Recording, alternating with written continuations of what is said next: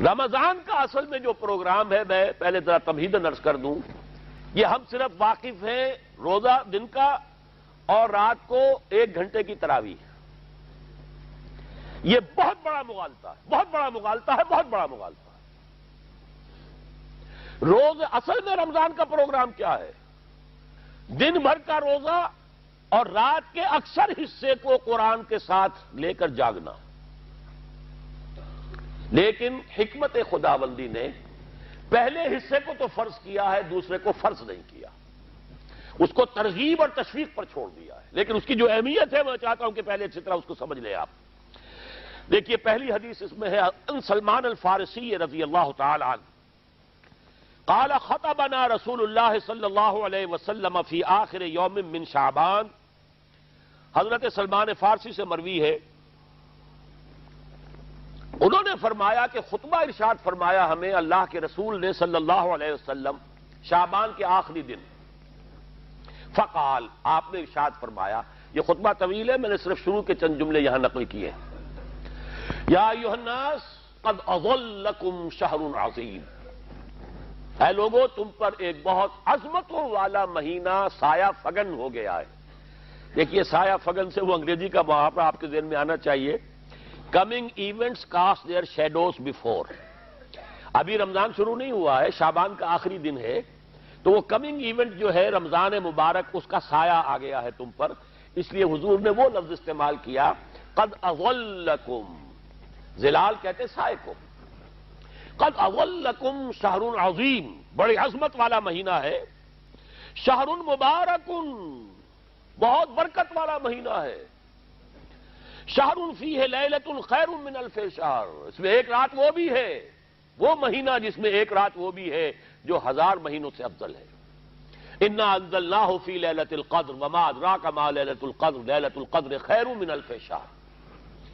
اب جو اگلے 2 جملے ہیں وہ نوٹ کیجئے، جعل اللہ صیامہ فریضۃ وقیام لیلہ تطوعا، اللہ نے ٹھہرایا ہے، قرار دیا ہے اس کا روزہ رکھنا تو فرض کے درجے میں، اور اس کی رات کا قیام تطوع کے درجے میں، اپنی مرضی پر، اپنی خواہش پر، نفل کے طور پر یہ تم پر لکھ دیا گیا ہے، لکھا تو گیا ہے، جعلہ تو ہے۔ مجعول کا جو پہلا مفعول ہے وہ کیا ہے؟ جعلہ کا مجعول اول کیا ہے؟ دن کا روزہ، اور مجعول ثانی کیا ہے؟ قیام لیلہ، رات کو کھڑا رہنا۔ اب یہ رات کا کھڑا رہنا، اس کی کتنی مقدار ہوگی؟ کہاں سے معلوم کریں گے؟ قرآن سے۔ جب یہ لفظ آیا ہے سورہ مزمل میں، یا ایھا المزمل قم اللیل الا قلیلا نصفہ او انقص منہ قلیلا او زد علیہ ورتل القرآن ترتیلا، یہ معنی ہے۔ اے لحاظ کمبل میں لپٹ کر لیٹنے والے، کھڑے رہا کرو رات کو سوائے اس کے تھوڑے سے حصے کے، یعنی آدھی رات یا اس میں تھوڑا سا کم کر لو، جسے پھر کہا مفسرین نے 1/3 رات کم سے کم، اور زد علیہ، یا آدھی پر بھی کچھ زیادہ کرو، یہ 2/3 رات ہو گیا۔ ورتل القرآن ترتیلا، اور قرآن کو اتارا کرو تھوڑا تھوڑا تھوڑا، یہ ترتیل، تفعیل، تنزیل، جیسے قرآن تھوڑا تھوڑا محمد پر نازل ہوا صلی اللہ علیہ وسلم، ایسے ہی تھوڑا تھوڑا تھوڑا قرآن اپنے اندر اتارو، ہیمر اٹ ڈاؤن، اپنے ذہنوں میں اتارو، اپنے قلب میں اتارو۔ اس کے لیے رات کو کھڑے رہو، اور قیام اللیل کم سے کم 1/3 شب کے اوپر اطلاق ہوگا، اس سے کم پر تو اطلاق ہے ہی نہیں۔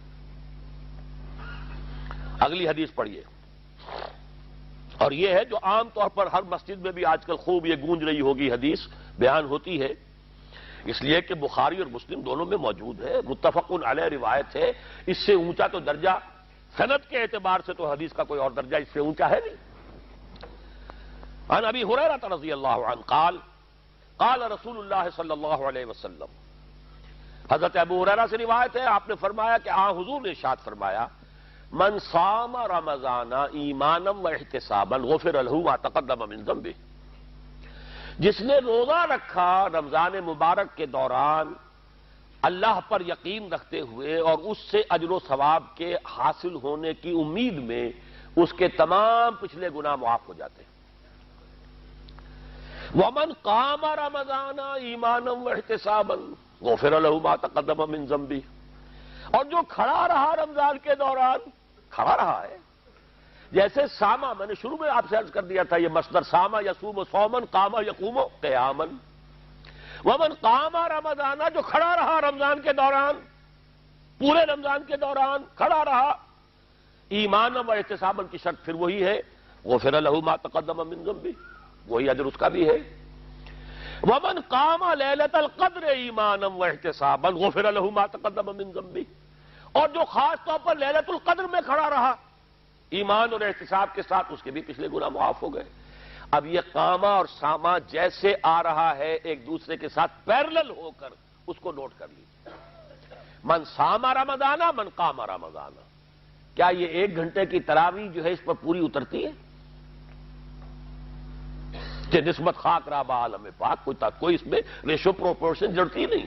اگلی حدیث بھی پڑھ لیجیے، یہ وہی آگے عبداللہ ابن عمرو ابن العاص رضی اللہ تعالی عنہما، جن کے بارے میں نے عرض کیا تھا، بہت ہی زاہد منش، بڑے عابد، ہر روز روزہ اور پوری رات نماز پڑھتے تھے، وہ راوی ہیں اس کے۔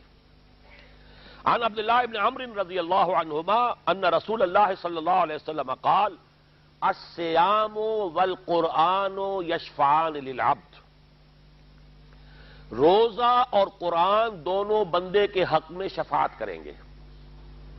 یقول الصیام، روزہ یہ کہے گا، اے رب، اے پروردگار، انی منعتہ الطعام والشہوات بالنہار، میں نے تیرے اس بندے کو روکے رکھا کھانے پینے سے اور شہوت سے دن کے وقت، فشفینی فی، میری وجہ سے روکا رہا، یہ کھانے کو اچھے سے اچھے جو ہے وہ موجود تھے کھانے، اور پینے کے لیے اعلیٰ سے اعلیٰ مشروب تھے، یہ رکا رہا میری وجہ سے کہ روزہ رکھا ہوا تھا، اور جیسا میں نے کہا منکوحہ بیوی موجود تھی لیکن رکا رہا، تھامے رکھا اس نے اپنے آپ کو میری وجہ سے، تو میری شفاعت اس کے حق میں قبول فرما۔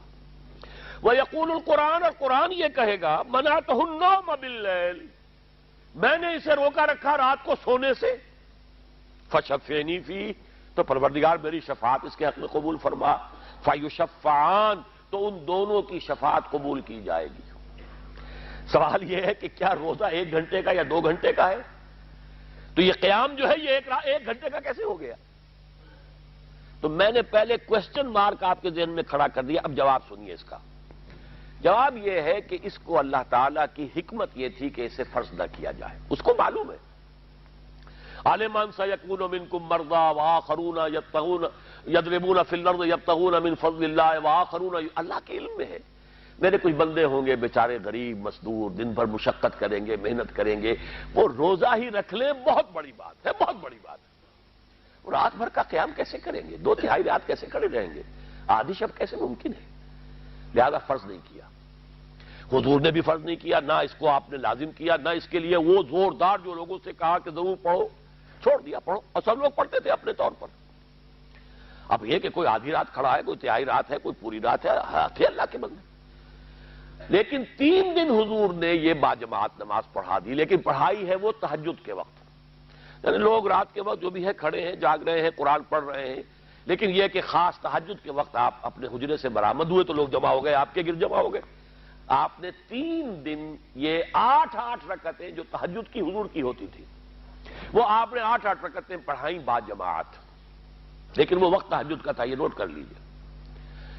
چوتھے دن بھی صحابہ منتظر رہے کہ اب حضور برآمد ہوں گے، تشریف لائیں گے، نہیں آ رہے حضور، تو کچھ کھنگار بھی رہے ہیں کہ کہیں پتہ نہیں حضور کہیں اونگ نہ آ گئی ہو تو ہماری آوازوں سے جاگ جائیں، پھر بھی نہیں آئے حضور۔ اگلے روز آپ نے فرمایا کہ میں جان بوجھ کر نہیں آیا، میں اگر یہ متواتر تمہیں پڑھاؤں گا تو یہ تم پر فرض ہو جائے گی۔ یہ ہے وہ رافت اور رحمت، بالمومنین رؤوف الرحیم، جو اللہ تعالیٰ کی شان ہے رحمان الرحیم ہونے کی، بالمومنین رؤوف الرحیم، یہ محمد الرسول اللہ بھی ہے، تم پر یہ سختی جو ہے یہ تمہارے لیے قابل برداشت نہیں ہوگی، لہذا میں نے یہ 3 دن صرف پڑھائی ہے، اگر مسلسل پڑھاتا تو فرض ہو جاتی۔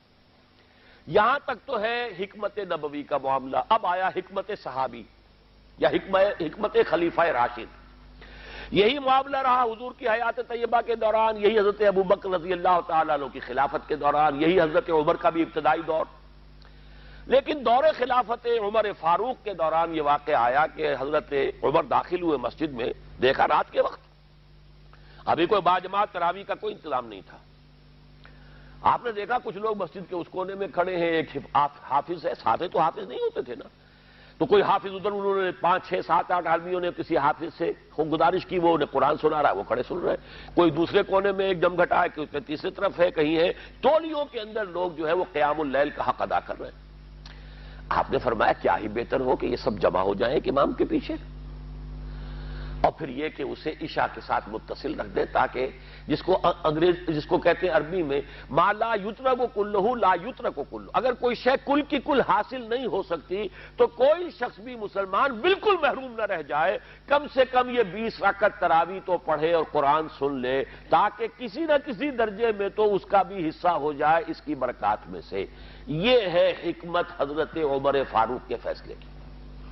اور چونکہ حضور نے فرمایا علیکم بسنتی و سنت الخلفاء الراشدین المہدیین، تم پر لازم ہے کہ میری سنت کو اور میرے خلفاء راشدین کی سنت کو مضبوطی سے پکڑو. یہ وجہ ہے کہ فقہاء اربعہ جو ہیں ہمارے، وہ سب کے سب اس کو واجب کے درجے میں رکھتے ہیں، اس لیے کہ یہ فیصلہ حضرت عمر کا ہے. عمر خلیفہ راشد ہیں رضی اللہ تعالی عنہ، لہذا یہ نظام بن گیا تراویح کا. اب میں اس کی نفی نہیں کر رہا، لیکن جو شخص سمجھتا ہے کہ اس سے اصل حکمت اور غرض و غایت پوری ہو گئی، وہ مغالطے میں مبتلا ہے. یہ تو علی الاقل کم سے کم اس درجے میں کہ ہر مسلمان کم سے کم اس درجے تک تو جو ہے وہ کچھ نہ کچھ حظ حاصل کر ہی لے، اور وہ اس سے محروم نہ ہو بالکل ہی. ما لا یدرک کلہ لا یترک کلہ، اس درجے میں حضرت عمر کا فیصلہ ہے، اور اسی کی وجہ سے ہمارے خلفاء، ہمارے جو ائمہ اربعہ انہوں نے قبول کیا ہے. اور یہی اس مسئلے کا حل ہو جائے گا. جو اہل حدیث حضرات اس کے اوپر جو ہے چیلنج بھی شائع کرتے ہیں، کوئی ثابت کر دے حضور سے 20 رکعتیں تو ہم اتنے لاکھ روپے، ہم بھی کہتے ہیں کہ حضور سے ثابت نہیں ہے. کون کہتا؟ دعویٰ ہی نہیں. یہ تو حضرت عمر کا فیصلہ ہے. حضرت عمر کا فیصلہ، خلیفہ راشد کا فیصلہ، اس کو امت نے قبول کیا ہے، لہذا وہ نظام ہے، رہے گا. اور یہی جو ہے آپ کو معلوم ہے، حالانکہ یہاں اکثریت جو ہے وہاں پر وہ اہل حدیث حضرات کی ہے سعودی عرب میں، حرمین میں وہی 20 رکعت تراویح ہوتی ہے. اس لیے کہ وہ ان کا جو آفیشل مسلک ہے وہ مسلک حنبلی ہے، حنفی نہیں ہے. تو حنبلی مسلک میں بھی یہی ہے، شافعی میں بھی یہی ہے، مالکی میں تو 36 تک کی روایتیں موجود ہیں، 36 رکعت. لیکن یہ ہے کہ یہ ہے وہ 20 رکعت تراویح کا معاملہ. اس کی نفی میری بات سے نہ سمجھ لیجئے گا، وہ ٹھیک ہے، حضرت عمر کا فیصلہ ہے. پھر یہ کہ یہ آسان ترین ہے کہ عشاء کے ساتھ ہی متصل پڑھ لی. اور آج تو ہماری نیند کا کوئی حصہ اس میں جاتا ہی نہیں، کون سوتا ہے اس سے پہلے سوال ہی پیدا نہیں ہوتا. لیکن یہ جو کہہ رہے ہیں کہ قرآن کہے گا میں نے اسے نیند سے روکے رکھا، اس کا حق کہاں ادا ہوا؟ اس کا حق تو ادا ہوگا کہ تہائی ورنہ نصف شب کے لگ بھگ آپ جاگے قرآن کے ساتھ. اب سمجھیے اس کی غرض و غایت کیا ہے. اگر قرآن رمضان کا یہ دوگنا پروگرام سامنے آ گیا، اصلاً جو مطلوب ہے دن بھر کا روزہ اور رات کے اکثر حصے کا کم سے کم نصف شب جو ہے اس میں جاگنا قرآن کے ساتھ، اب اس کی جو حکمت اور غرض و غایت ہے وہ بھی اب آپ 2 درجوں میں سمجھیے. رمضان کا اب 2 اچھا پروگرام. دن میں روزہ رکھو، اس روح کو مزمحل کرو. اس روح کو مزمحل کرو گے، اس میں جسم کو مزمحل کرو گے، حیوانی وجود کو، تو ہی اس روح کو کچھ ریلیف ملے گا. بھاری بوجھ کسی کے قدموں میں پڑا ہوا ہے، وہ کیسے اوپر اٹھے گا؟ ذرا اس کے نیچے جو وزن ہے، لنگر بھاری ہے، جہاز کا کیسے چلے گا؟ لنگر تو اٹھاؤ. تو اس طریقے سے وہ ذرا بوجھ سے اس کو تھوڑا سا ریلیف دو. رات کو کھڑے ہو جاؤ، اب اپنی روح پر نازل کرو اللہ کے کلام کو. تیرے ضمیر پہ جب تک نہ ہو نزول کتاب، گرہ کشا ہے نہ راضی نہ صاحب کشاف. اب یہ پھوار پڑ رہی ہے تمہارے اوپر، تمہارے اندر اس کو جذب ہونا چاہیے. اس سے کیا ہوگا؟ روح کو تقویت حاصل ہوگی. اس کو مثال سے پہلے سمجھا دوں. کوئی شخص پیاس سے مر رہا تھا، اس درجہ پیاسا تھا کہ اس کے اوپر بے ہوشی بھی طاری ہو گئی. کوئی شخص آیا، اس نے پہلے اس کو پانی کے چھینٹے دیے، کچھ ہوش میں آیا. اب اسے پانی کا کوئی کٹورا لگا دیا اس کے منہ سے. پانی کے ایک گھونٹ کی جو لذت اسے اس وقت محسوس ہوگی، کیا کبھی زندگی میں کسی کو محسوس ہو سکتی؟ یہ پانی کتنی بڑی قیمت ہے، قیمتی شے ہے. یہ تو اسی سے پوچھئے جسے شخص پیاس لگی تھی اور پیاس کی وجہ سے بے ہوش ہو گیا تھا. اسے پانی کا ایک گھونٹ، جیسے کہ آپ تصور کر سکتے ہیں پیاس سے کوئی مر رہا ہو بادشاہ، وہ اپنی پوری سلطنت دے دے گا، مجھے ایک کٹورا پانی دے دو، بابا لو سلطنت دے، جان سے جا رہا ہوں میں تو۔ اس وقت پانی کی قدر و قیمت معلوم ہوگی۔ آپ کی روح بے ہوش، آپ نے روزہ رکھ کر اسے کچھ تھوڑا سا ریلیف دیا، چھینٹے ڈالے، اب رات کو آپ نے یہ آب حیات ماء مبارکہ، دیکھیے مبارک کا لفظ دو ہی چیزوں کے ساتھ قرآن میں ہے، ماء مبارکہ، بارش جو آسمان سے اترتی ہے یہ پانی مبارک ہے، برکت کہتے ہیں اسے ہے جو کسی شے کی مخفی جو قوتیں ہیں انہیں اجاگر کر کے باہر لے آئے، یہ برکت ہے۔ زمین کے اندر روئیدگی ہے، بارش برسی، اندر سے نکل آیا۔ اسی طرح کتاب مبارک، یہ کتاب مبارک ہے، یہ کتاب مبارک ہے، یہ تمہارے اندر سے تمہاری سوئی ہوئی روح کو بیدار کر کے پھر اسے غذا دیتی ہے۔ اب جب وہ قرآن کو پڑھے گا یا اس کو قرآن اس کے اندر جائے گا، اسے معلوم ہوگا اس سے بڑی کوئی نعمت نہیں۔ یہ ہے شکر جو پیدا ہوگا اب اس کی گہرائی کے، اس کے دل کی گہرائیوں میں۔ شکر کے معنی کیا ہے؟ احسان کی قدر شناسی۔ شکر کو امام راغب نے 3 مرحلوں میں بیان کیا ہے۔ شکر بالقلب، پہلے تو آپ کو معلوم ہو جو نعمت کسی نے دی ہے کتنی بڑی ہے، یہ احساس نہیں ہے۔ کسی بچے کے ہاتھ پہ آپ نے ہیرا رکھ دیا، اسے کیا پتا یہ ہیرا ہے یا یہ کوئی کانچ کا ٹکڑا ہے، وہ کیا کرے گا اس کی قدر؟ بلکہ ٹافی دیں گے تو وہ سمجھے گا کہ یہ زیادہ اچھی چیز دی ہے، مجھے اس پتھر کا میں نے کیا کرنا ہے، اس لیے اسے معلوم ہی نہیں کہ یہ ہیرا ہے۔ جب تک کسی نعمت کی قدر و قیمت کا احساس نہ ہو، اس کے متناسب پروپورشنیٹ شکر آپ کر ہی نہیں سکتے۔ پھر آپ کو زبان سے شکر ادا کرنا ہے۔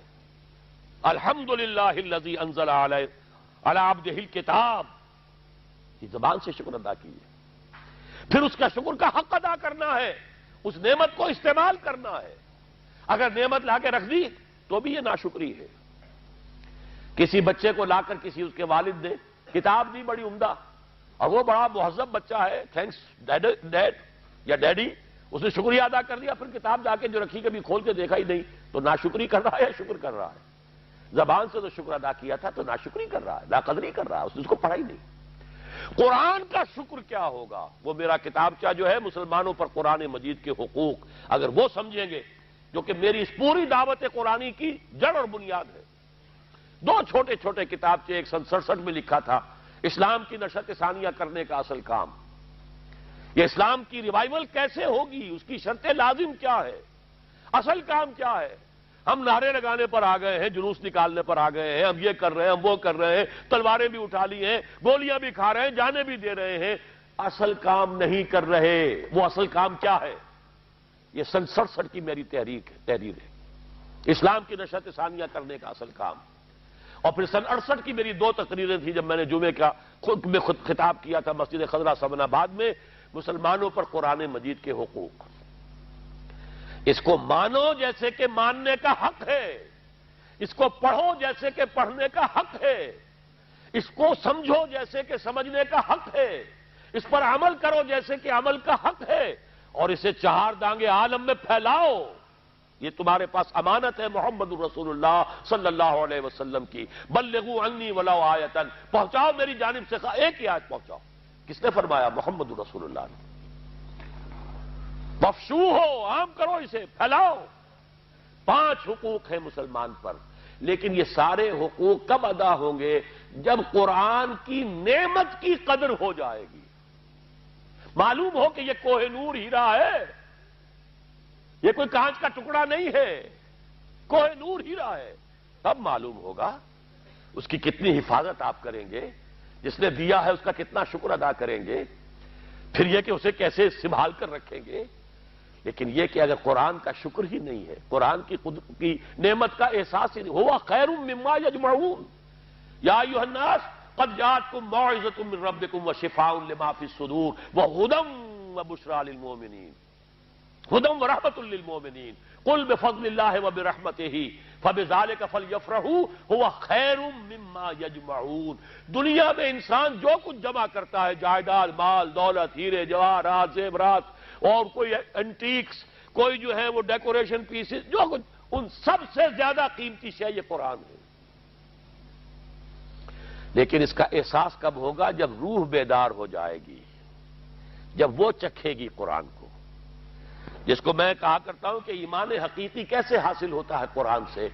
جب قرآن کو سنتے ہوئے انسان جھوم جائے، اس کے اندر کوئی شے سمپیتھیٹک وائبریشن میں آ جائے، اسے کہے کہ ہاں یہی ہے، جہاں سے میں خود آیا ہوں وہیں سے یہ کلام آیا، جہاں سے میری روح آئی ہے وہیں سے یہ کلام آیا۔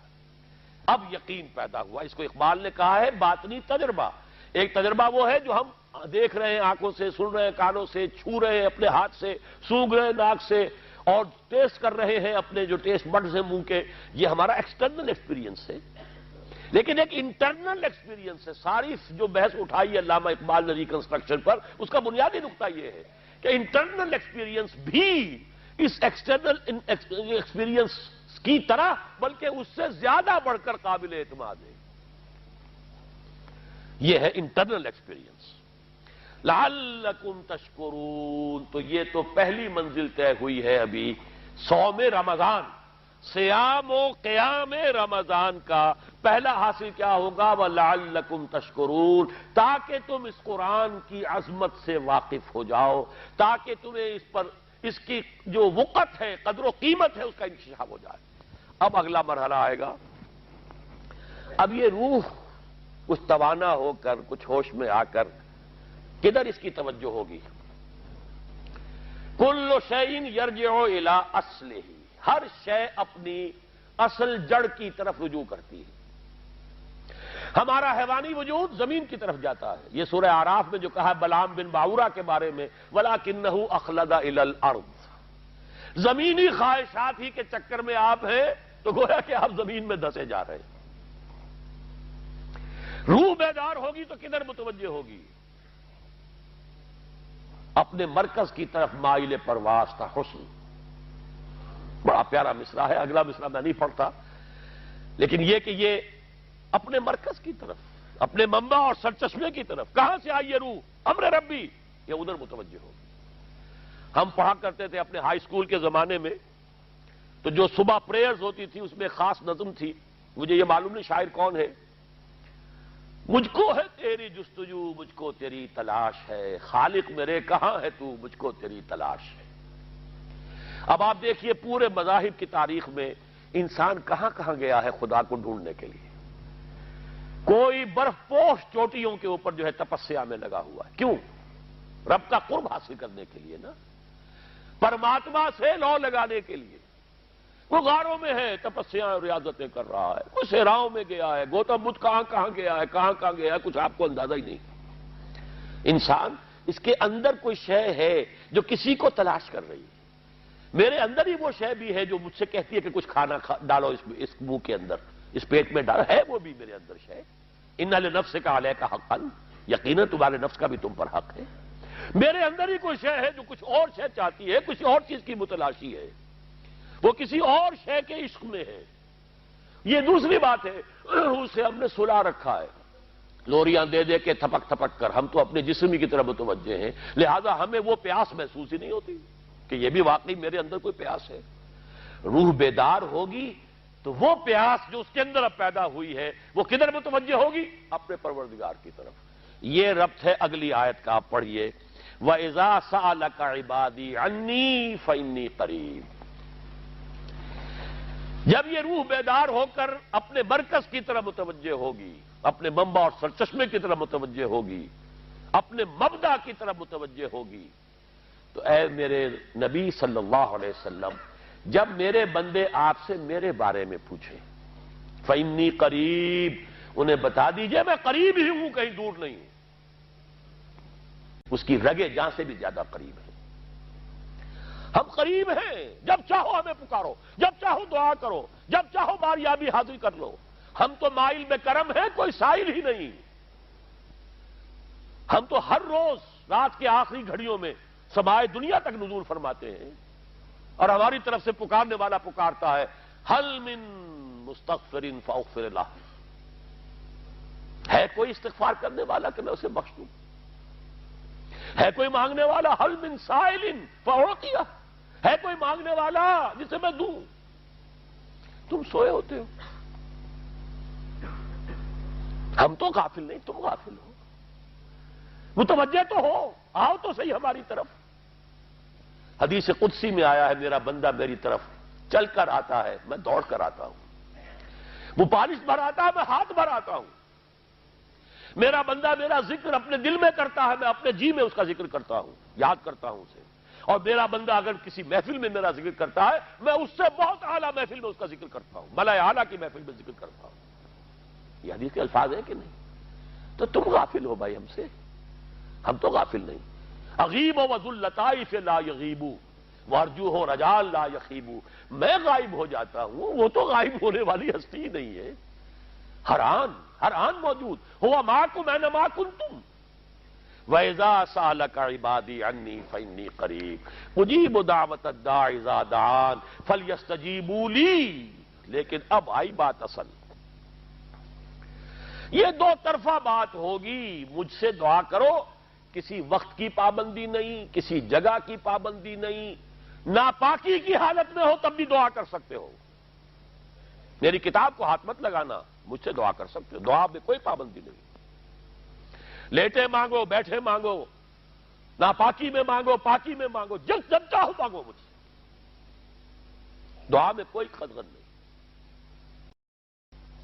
اور جہاں پکارو گے there and then I will listen to you and I will grant your prayers۔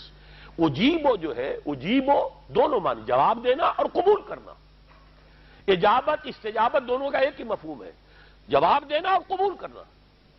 اجیب دعوت الداعی اذا دعان، میں تو ہر پکارنے والے کی پکار کو سنتا ہوں، قبول کرتا ہوں جب بھی وہ مجھے پکارتا ہے، لیکن فلیستجیبوا لی، میرا بھی تو کہنا مانو، چاہیے کہ یہ بھی میرا کہنا مانے، مجھ سے محبت کریں، مجھ سے لو لگائیں، میرے دین کے لیے اپنے آپ کو وقف کریں۔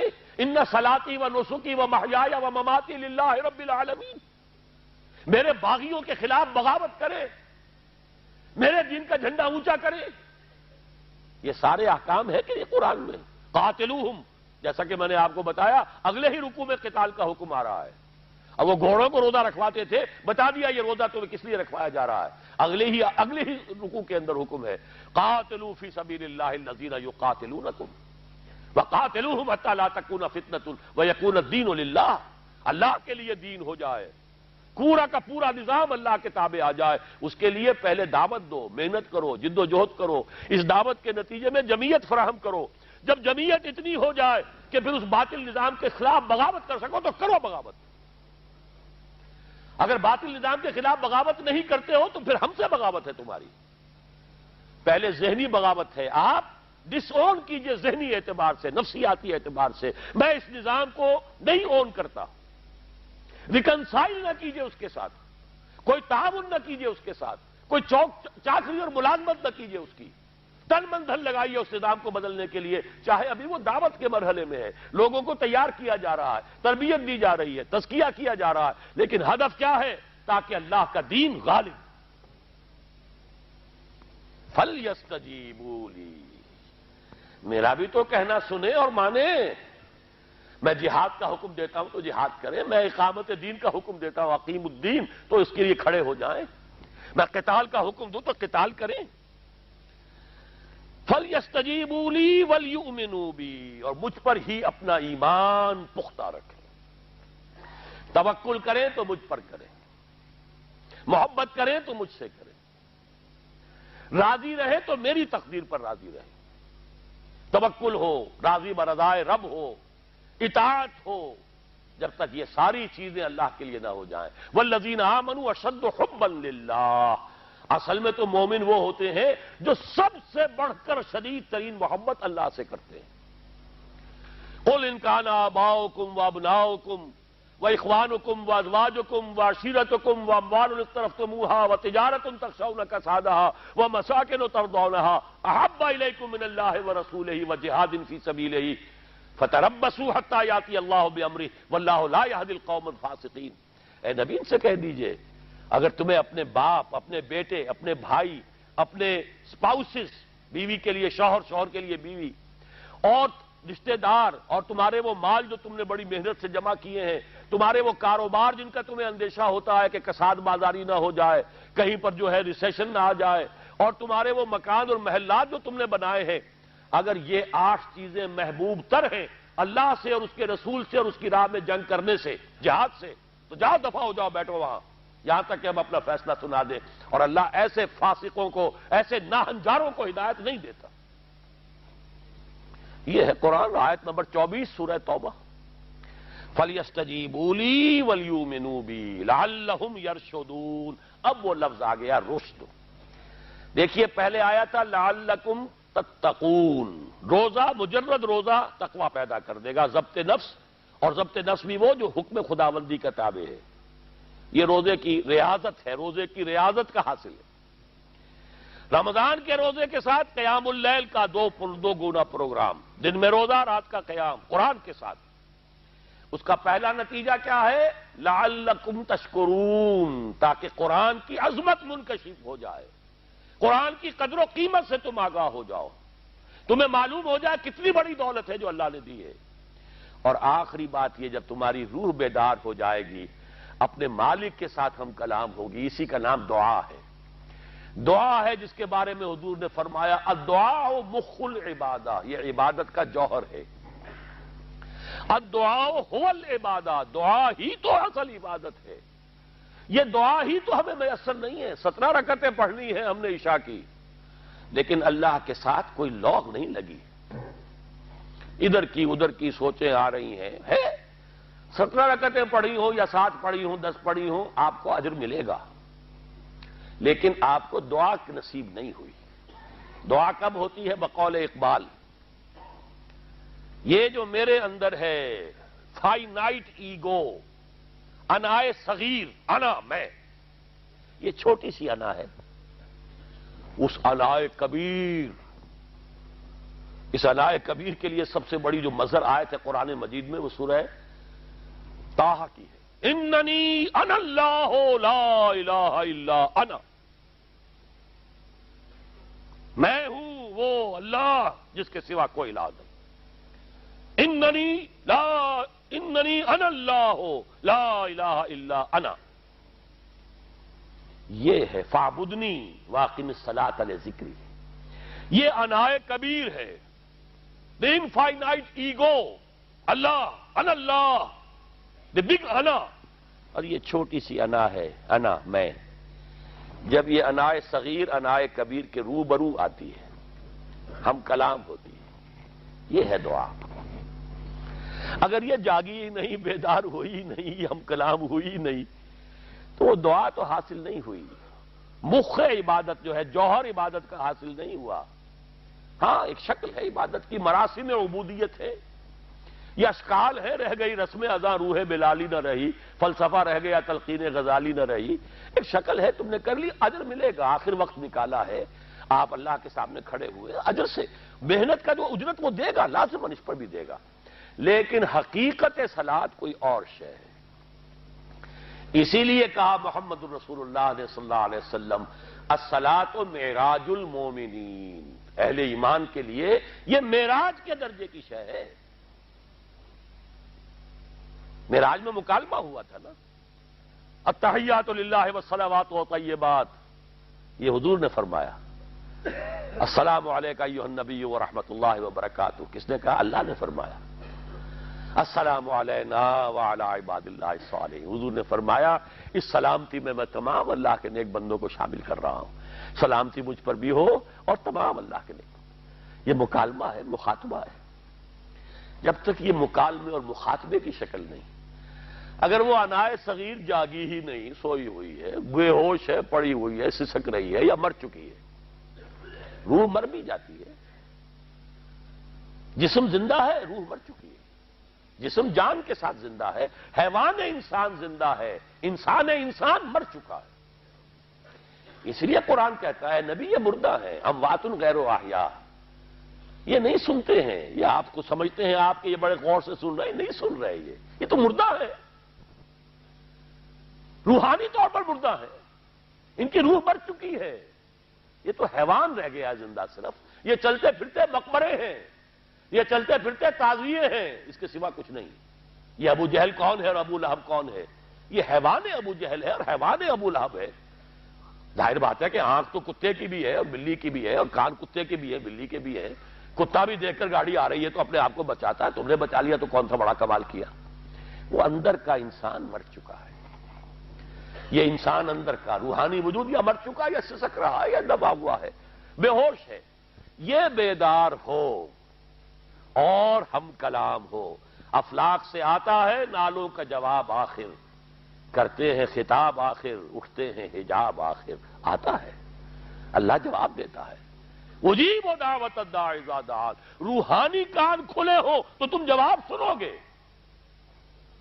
ان کانوں سے نہیں سنو۔ وہی جب محمد پر آئی تھی ان کانوں سے نہیں آئی تھی، وہ دل پر اتری تھی براہ راست۔ فَإِنَّهُ نَزَّلَهُ عَلَىٰ قَلْبِكَ، ان کانوں کا ان آنکھوں کا سوال نہیں ہے، وہ دل پر براہ، روح محمدی پر، یہ روح، اسی لیے وہی کو بھی روح کہا گیا ہے، لانے والا بھی روح، اور روح الامین جس پر لایا گیا وہ بھی روح محمدی جس کا مسکن ہے قلب محمدی، اور جو لائی گئی وہ بھی روح ہے۔ وَكَذَلِكَ أَوْحَيْنَا إِلَيْكَ رُوحًا مِّنْ أَمْرِنَا، یہ قرآن ہم نے نازل کیا، ایک روح ہے اے محمد جو آپ پر نازل کیا۔ مَا كُنْتَ تَدْرِي مَا الْكِتَابُ وَلَا الْإِيمَانُ، اس سے پہلے تو آپ کو کچھ پتہ نہیں تھا، کتاب کیا، شریعت کیا، ایمان کیا، وَلَٰكِنْ جَعَلْنَاهُ نُورًا، ہم نے اس قرآن کو نور بنا کر آپ پر اتارا ہے۔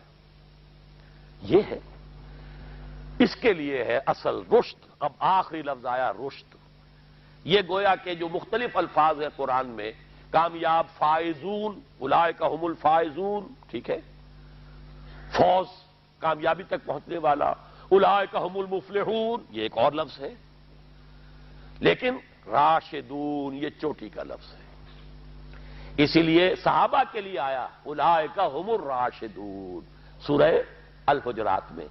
اسی لیے انسانوں میں سے نبیوں کے بعد سب سے اونچے چوٹی کے انسان ابو بکر، عمر، عثمان، علی، ان کے لیے آیا خلفاء الراشدون، علیکم بسنتی وسنت الخلفاء الراشدین المہدیین، یہ رشد ہے۔ رشد تک پہنچنا ہے تو یہ کام ہے، اور یہ ہے اصل حاصل صیام و قیام رمضان کا، اولئک هم الراشدون۔ اللہم ربنا اجعلنا منہم، اللہم ربنا اجعلنا منہم، اللہم ربنا اجعلنا منہم۔